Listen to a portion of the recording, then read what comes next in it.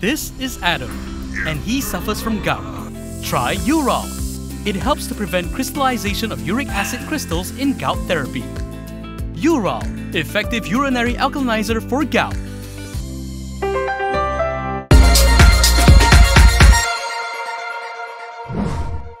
Hello, I'm Kimilia and this is KiniNews. Umno's youth chief was back in the headlines today on the issue of the sale of controversial socks.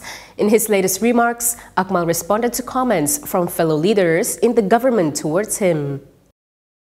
Umno Youth Chief Dr Muhamad Akmal Saleh is willing to lose his position in return for defending Islam on the issue of the sale of socks with the word Allah printed on them. He admitted that his actions will impact the coalition government and doesn't mind being reprimanded by DAP or ministers from any other party, but he's determined to defend his religion. He said this is as his acts are in line with UMNO's struggle to uphold Malay rights and the Islamic religion. Akmal told Utusan Malaysia that his position is only secondary and he is willing to lose his position as long as he has done his part to defend it. Akmal also had a message for Nga Koming, saying this is how UMNO acts when someone makes fun of Islam. Recently, Nga, who is also the Housing and Local Government Minister, urged Akmal to stop calling for a boycott of the convenience store chain over the issue and warned that he may be the cause of UMNO losing support in the next election. Besides Nga, DAP Secretary-General Anthony Loke and Tourism, Arts and Culture Minister Tiong King Sing have also reprimanded Akmal. Meanwhile, Deputy Prime Minister cum UMNO President Ahmad Zahid Hamidi said he has asked Akmal to handle the controversial issue courteously. Meanwhile, UMNO President Ahmad Zahid Hamidi has sought to lower the temperature of the socks controversy, saying that he had told Akmal to tread courteously. However, he did stress that the matter must not be taken lightly. UMNO President Ahmad Zahid Hamidi said that he has asked UMNO Youth Chief Dr Muhamad Akmal Saleh to handle the controversial issue of socks imprinted with the word Allah on them courteously. He said that while there is a need for the issue to be dealt with immediately and not taken lightly by anyone, the matter must not be ridden by those with a specific agenda. He added that while the government is confident that this will not happen again in the future, immediate steps will be taken to prevent the present situation from escalating. Zahid said the issue should not be taken lightly, even though KK Mart has apologized. The issue of socks being sold at two KK Mart premises in Petaling Jaya elicited the anger of many Muslims who considered it an insult to their faith. UMNO Youth even mobilized a campaign to boycott the chain of convenience stores throughout the country, in addition to demanding that the company involved put up an apology banner at all its premises. At the same time, some parties called for calm and for the issue not to be viewed through a racial lens. Prime Minister Anwar Ibrahim has also weighed in on the socks debacle, urging the public to let the authorities handle it according to the law. The Premier believes the matter shouldn't be dragged on. If you're looking for a quick recap on news, take a look at our Kini Morning Brief. It's Malaysia Kini's free flagship newsletter that sends you summarized key news and analysis straight to your inbox 3 times a week. Scan the QR code on screen to sign up for free now. Prime Minister Anwar Ibrahim believes the controversial issue of socks bearing the word Allah should be probed according to the law. However, he said he doesn't believe in excessive punishment on the matter. When asked about the issue last night, Anwar said that there was no need to drag the matter on. Pandangan saya jelas. Ada laporan, ada keterlanjuran, mesti ada tindakan segera. Kemudian keputusan ikut jalur hukum dan maju terus. Mengapa kita masih terperangkap dengan isu-isu ini yang berpanjangan? Ya, ada laporan, ambil tindakan. Jangan ada penghinaan terhadap agama, apalagi Islam. Jadi jangan kita terus menerus dengan perbincangan ini yang tidak seolah-olah satu malapetaka dan besar dalam negara. He added that the punishment should not be extreme as people make mistakes. On the issue of friendly fire among government politicians on the matter, he said that his government was democratic and believed in freedom to express critically. Another minister that had previously distanced himself from the issue is the Unity Minister, Aaron Agodagang.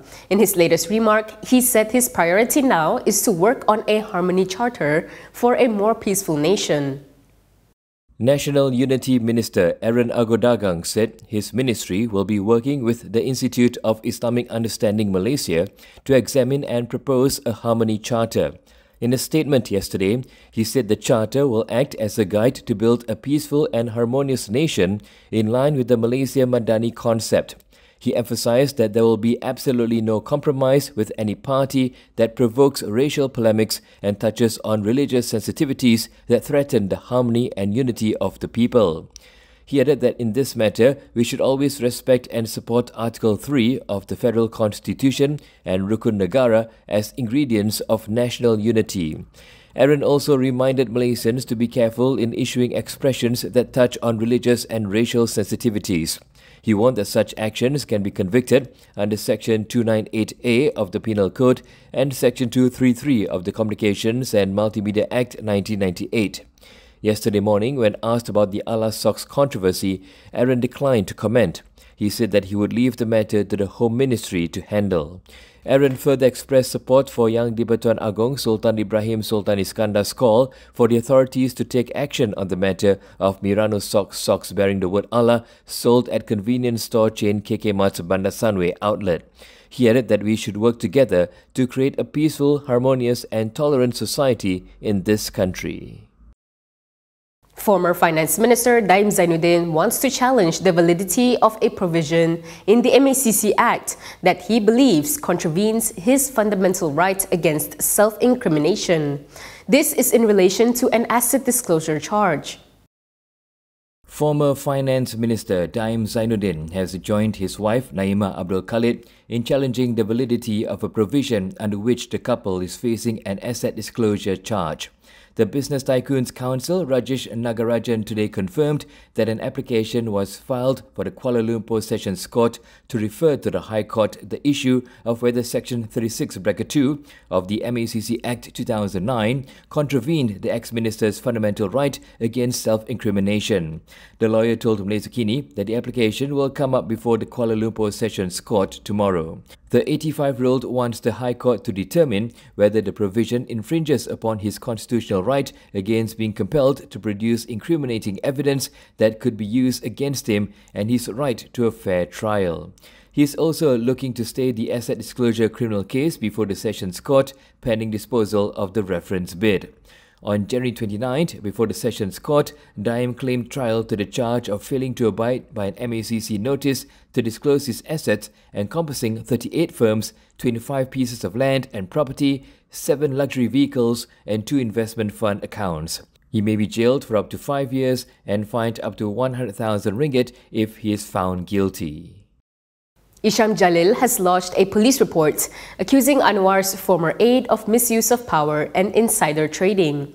This is after Farhash Wafa Salvador made a sizable investment in a company shortlisted for a government contract. Former UMNO Information Chief Isham Jalil has lodged a police report against Prime Minister Anwar Ibrahim's former aide Farhash Wafa Salvador. This over an alleged investment worth nearly 40 million ringgit in a company shortlisted for a government contract. Isham said Farhash should come clean on where he got the money to become a substantial shareholder of Heytek Padu Berhad. Saya dengar semalam dia hantar notice of demand kepada saya. Saya cakap macam ini, awak hantar notice of demand, buat apa awak jawab je lah soalan saya tu. Soalan saya tanya, nombor satu rakyat tanya mana awak dapat duit ni, senang dia jawab je lah. Kita pun rakyat nak tahu pasal ini melibatkan kata kontrak kerajaan yang besar ni. Dan saya macam saya buat report tadi sebab ini kontrak 1 bilion. Ini dana awam tau. Isham added he would lodge another report to the MACC alleging the matter may involve elements of misuse of power. He had also written to the Securities Commission to check on possible elements of insider trading. Last week, the Straits Times reported that Farhash has emerged as a substantial shareholder of technology services provider Heytek Padu, which is in the running for a R1 billion immigration system deal. Farhash has dismissed concerns of crony capitalism following the report. Malaysia Kini has reached out to Farhash and is now awaiting a response. Back to the socks issue, authorities conducted raids on several KK Mart convenience stores across Johor yesterday. However, none of the stockings in question were found. Several KK Mart convenience stores across Johor were raided yesterday, and although no offending socks were found, there were other violations. One store was ordered to cease operations for violating bylaws related to alcoholic beverages, and another store was compounded for not having an advertising license. In Segamat, authorities found alcoholic beverages were stored on the premises without a license, leading to the confiscation of 196 bottles under local bylaws. The store was ordered to cease operations immediately due to the improper segregation of alcoholic and non-alcoholic beverages.